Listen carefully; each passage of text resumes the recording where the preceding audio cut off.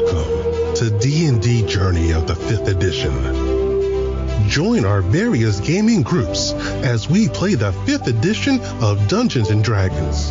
And maybe just hang out and chat about gaming in general. Sit back and enjoy the show.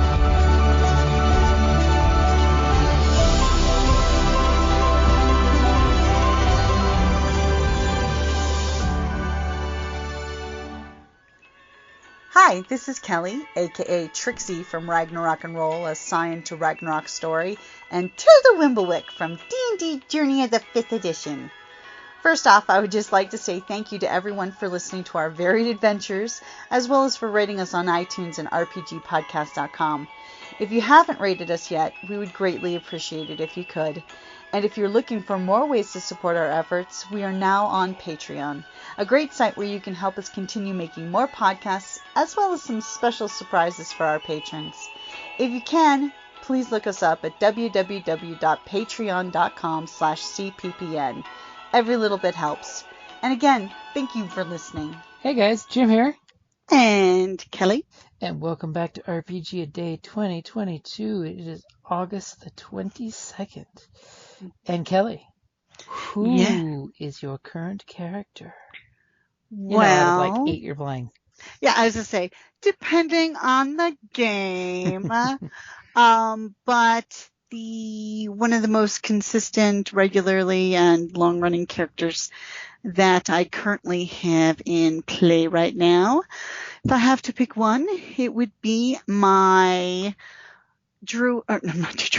Not my druid, which, That's high seas. That's the high seas. But I think I will go with my bard, Lil. Her full name is Lil with Crooked Smile because she's a changeling. So you are talking about 8 different characters. I am, because this character lets me play so many different types. It's the ultimate role-playing treat.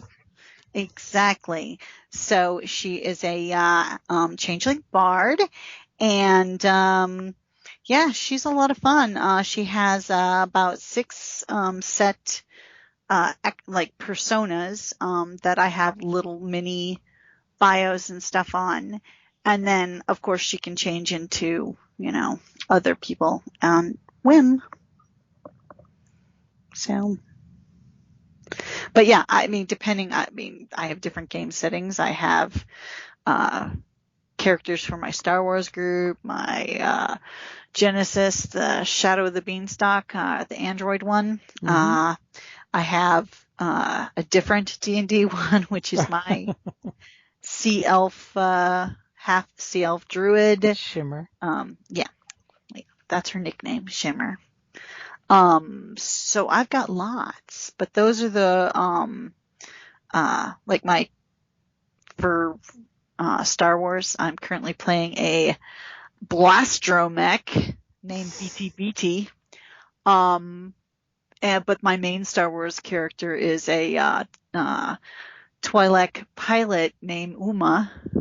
She's an awesome smuggler extraordinaire. Yeah, so, it just depends on the game. Technically, she's like heir to a smuggling empire right now.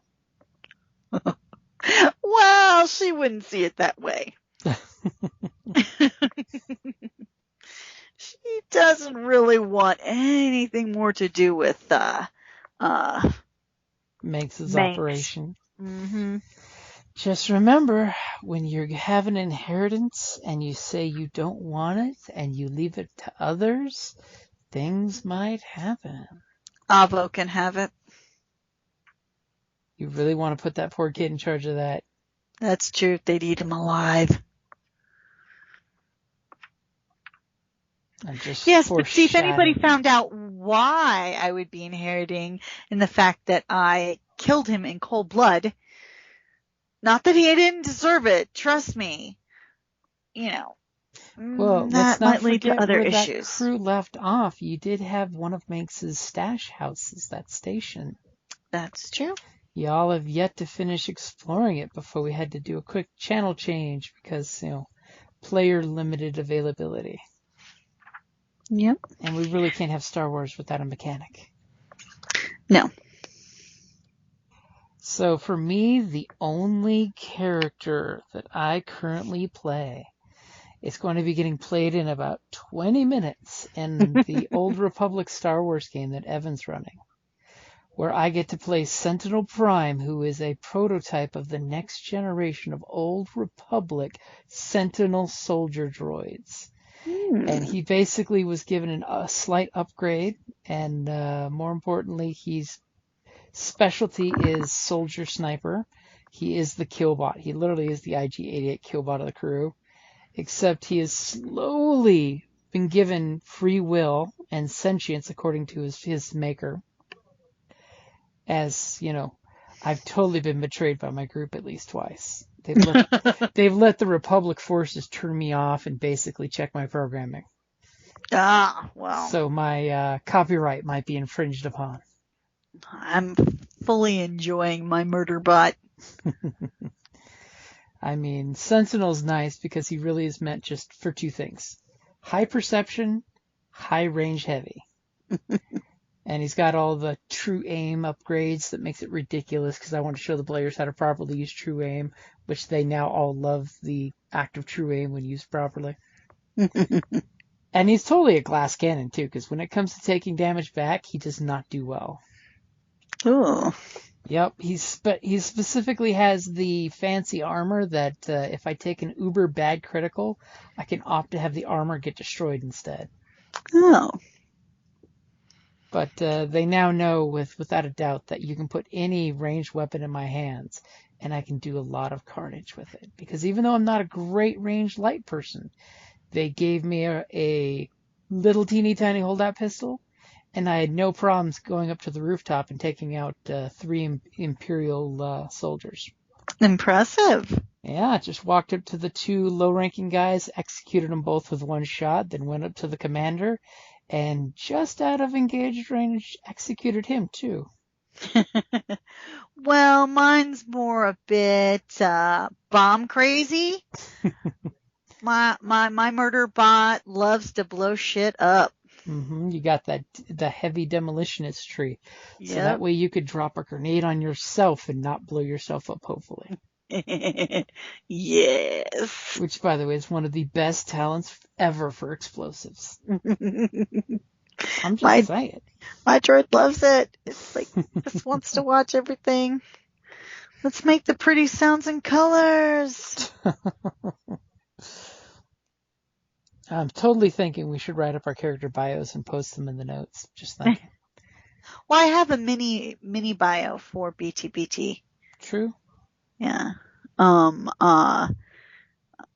Just a minor, yeah, it's Blaster McDroid, who has not been wiped in a very long time, so they're a bit twitchy. And they've taken up with the crew for working for the Sith, specifically too, but I could flesh it out a little bit more with, relationships with some of the other characters. I just realized I'm a bad player. Why? I just pulled up Roll20 for tonight's game, and I realized that Sentinel Prime has no actual bio written on his character sheet. Oh. Just the ominous droid picture of him. Nope, I have a picture up and the minute bio for all to see. Oh. Yeah. So I think that'll wrap up today for characters that we're currently playing. You have way too many characters. You play too many games. I'm just going to say that. To which, we got to talk about. I didn't even mention the Fearless one. Mm-hmm. Well, sadly, the Fearless game happens far and few between. Yeah. Lots of scheduling conflicts. I know. That's why I didn't mention it. But we do have to talk about Iron Kingdoms. We eventually have to start that game. It's only a once a month game, but we have to get our player group picked out and figure out what you want to play. Okay. Well, we'll see. You should totally read the Iron Kingdoms book. I'm just saying. In my spare time. Yep. Between all my games. All the copious amounts of free time you have. In case anyone wasn't hearing the irony. Maybe after your murder mystery. How about that? Yeah, well, we've got a few other things coming up after that. True that. But hey, you're running a LARP. I love the fact that they classified your murder mystery as a LARP. Carrie hates it, that it's called a LARP. It's live action and there's role play involved. Yes, but you only have to role play as much. You can role play as much or as little as you want to, as long as you're still giving the information. So. Hey, I've seen LARPs where they've done less role playing than that. It's only as immersive as you make it. Exactly. Alrighty, guys. Thank you for listening and have a great evening. Bye. Bye. Thank you for listening to D&D Journey of the 5th Edition, a member of the Creative Play and Podcast Network. Please follow us on Patreon at patreon.com/CPPN to never miss a show or stream.